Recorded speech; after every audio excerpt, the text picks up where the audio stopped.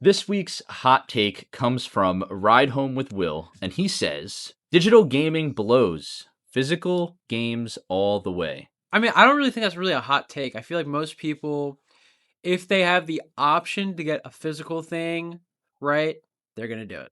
Yeah, but I also feel like that's the bubble that we're in. I feel like there's a lot of people out there and a lot of people that I know that prefer to not go out to the store, just download it.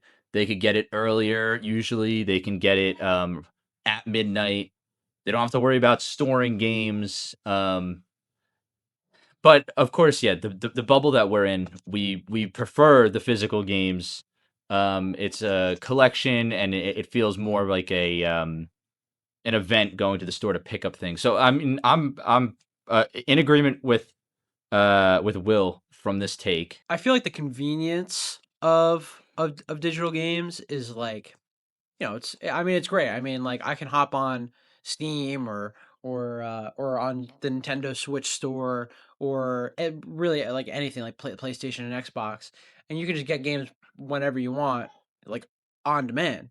But like, also, like, you know eventually those games are going to go. You know what I mean? Every online store eventually down the road is going to shut down, and then what, you don't have access to those digital games anymore. Yeah, So it's like, I personally love having, I personally love having physical games because I actually own them.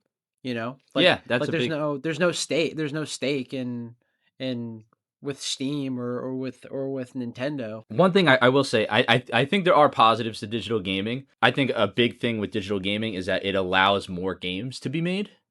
Think about how many indie games that we have just because they didn't have to print hundreds of thousands of copies to get it out to people. Yeah, yeah, Like, but I feel like when most people talk about digital and physical games, like like okay, let's take, I don't know. I know these indie games have physical versions, like Cuphead and Shovel Knight.